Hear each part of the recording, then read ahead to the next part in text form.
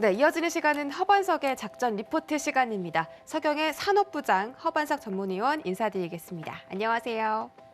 네, 안녕하세요. 네, 반갑습니다.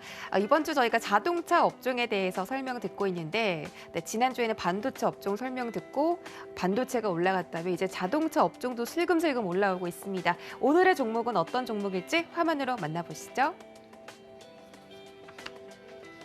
네, 오늘의 종목은 기아입니다. 웃돈이 붙는 차 기아라고 되어 있네요. 어제 현대차 저희가 설명을 들었고 오늘 또 기아를 안 들어볼 수가 없겠는데 기아도 정말 엄청난 성장을 보여주고 있습니다. 국내뿐만 아니라 해외 시장도 진출해서 기아도 수익을 크게 내주고 있고요. 또 전기차나 수소차 쪽에서도 투자를 확대하고 있습니다. 기아에 대한 자세한 설명 지금부터 들어볼까요? 네, 이번 주 자동차 업종 살펴보고 있고요. 그리고 오늘은 어제 현대에 이어서 기아 살펴보려고 합니다.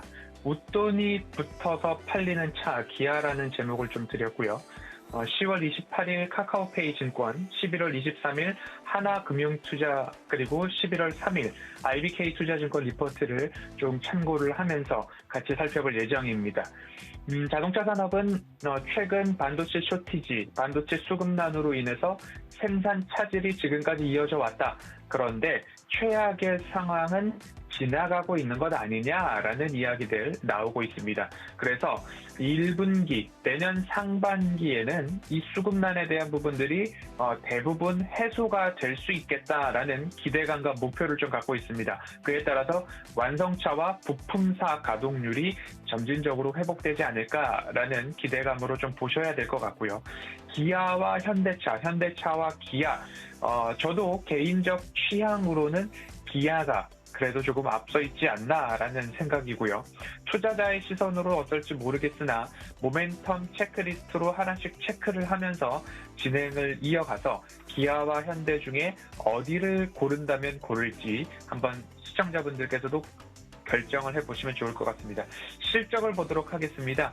기아의 1, 2, 3분기 실적을 빠르게 좀 리뷰를 드릴 텐데요. 1분기 매출액은 16조 5,800억 원으로 전년 동기 대비 13% 증가, 영업이익은 1조 700억 원으로 전년 동기 대비 142% 증가, 당기순이익은 1조 300억 원으로 289% 성장했습니다. 2분기는 매출액 18조 3,300억 원, 영업이익 1조 4,800억 원, 당기순이익 1조 3,400억 원으로 영업이익과 당기순이익이 900% 이상 성장을 보인 2분기였습니다. 3분기 실적을 보면요. 매출액은 17조 7,500억 원으로서 역대 최고 분기 매출을 찍었다라는 기사들이 어마어마하게 좀 나왔습니다. 2분기에 이어서 3분기도 좋았다. 그리고 영업이익은 1조 3,200억 원으로 전년 동기 대비 579% 이상 성장을 했습니다.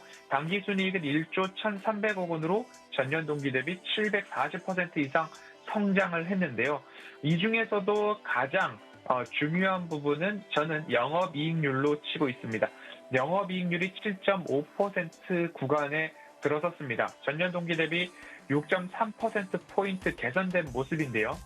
북미 시장의 인센티브, 구매 혜택에 대한 부분들이 축소되어 있음에도 불구하고 SUV나 RV 차종 고수익성 모델에서 흥행이 이어지고 있다라고 보시면 좋겠습니다. 결국 현대는 제네시스라는 브랜드가 이끌어가고 있고요.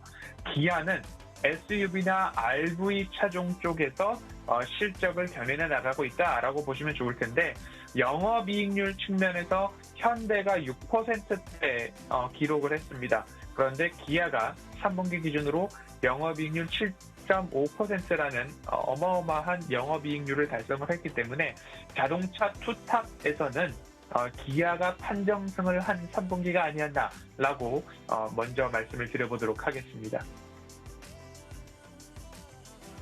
네, 이렇게 실적에 대한 부분 먼저 짚어주셨는데 북미 쪽에서 RV나 SUV로 흥행을 하고 있다라고 말씀해 주셨습니다. 그런데 이렇게 실적이 좋은데도 주가는 지금 너무 지지부진하거든요. 올해 초반에 좀 많이 올라서인지 모르겠지만 지금은 아직 좀 횡보하는 그런 차트 모양인데 왜 이렇게 주가가 좀 지지부진한 걸까요? 네, 주가가 지지부진한 것은 뭔가 수급에 대한 부분들, 대형주에 대한 부분들, 그리고 그간 너무 많이 올랐기 때문에 라는 이유들이 종종 있을 것 같습니다. 삼성전자와 SK 하이닉스도 마찬가지였고요.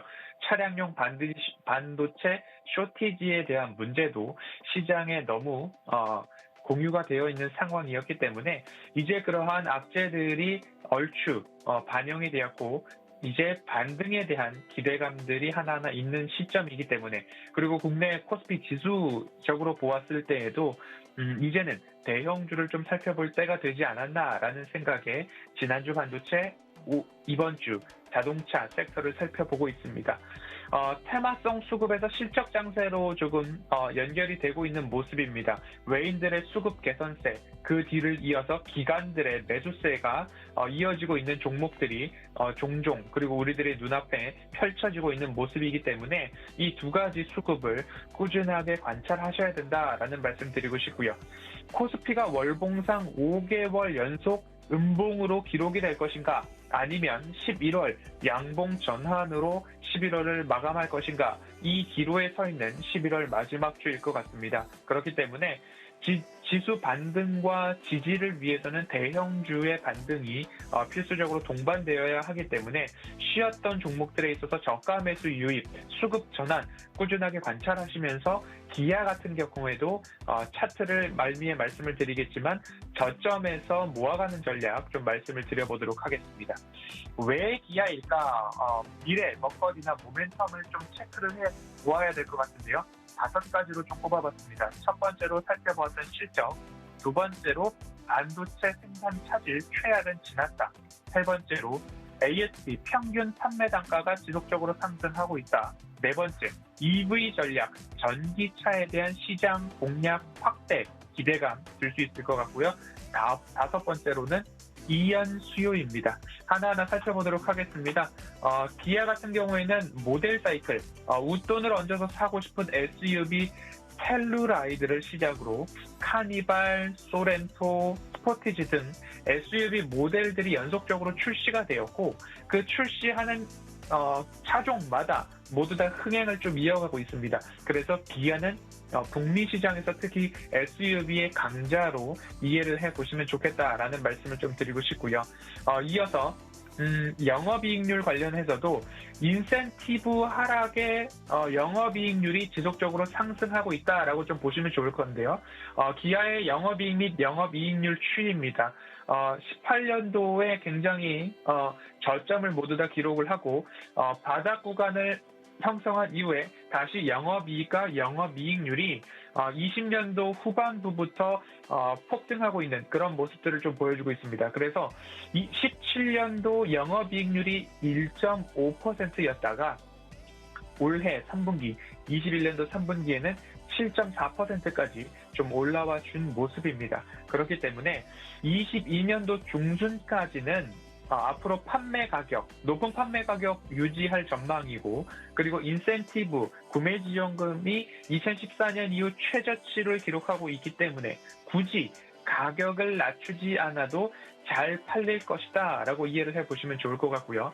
그리고 말씀드릴 부분은 또 EV입니다. 전기차 라인업 확대에 대한 부분인데요. 현재 EV6 같은 경우에는 유럽에서 선 주문 물량 24,000여 대가 들어와 있습니다. 그래서 얼른 생산을 해서 공급을 해야 되는 상황이고요. 24,000여 대는 연간 물량의 60%에 해당됩니다. 그러면 연간 60% 물량을 이미 확보한 상황이고 거기에다가 22년도에는 신형 니로 EV가 출시될 전망입니다.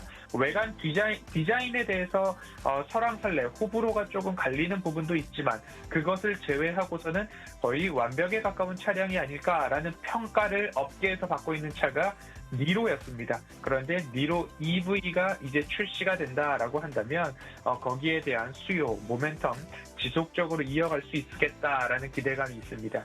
기아는 27년까지 7종의 차종에 있어서 전면 전기차 모델을 출시하겠다라는 계획이 있고요.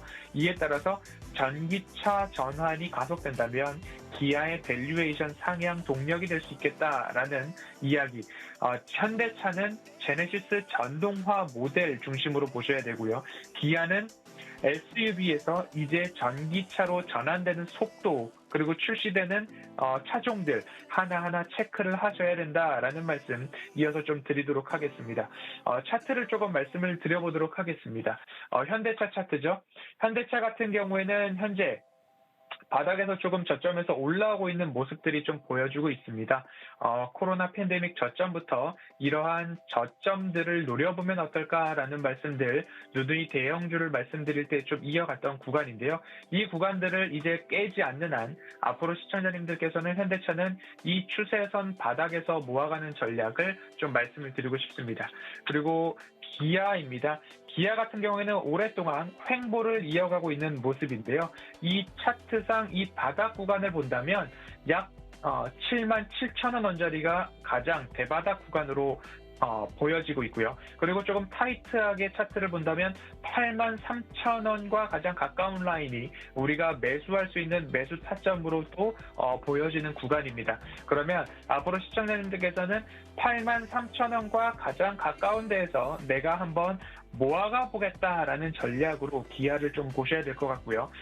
최근에 수급이 완연히 돌아오지는 않았습니다. 하지만 앞으로 이 수급이 먼저 돌아올 때를 기대하면서 미리 높은 가격에 산다라는 모습보다는 나도 영민하게 73,000원과 83,000원과 가장 가까운 라인에서 주기적으로 모아가다가 83,000원을 하회하는 깊은 하락이 혹 나온다라고 한다면 그곳에서 비중을 5에서 10%씩 실어보는 전략이 좋지 않을까라는 말씀을 드릴 수 있겠습니다. 그 모멘텀으로 다시 살펴보면요. 실적, 반도체 생산 차질은 최악을 지났고 평균 판매 단가는 증가하고 있고 EV 전략 확대될 것이고 지금 주문은 늘어나고 있으나 공급이 되지 않고 있기 때문에 이연 수요가 내년 상반기, 내년 2분기까지는 지속될 것이다 라는 전망들이 나오고 있습니다.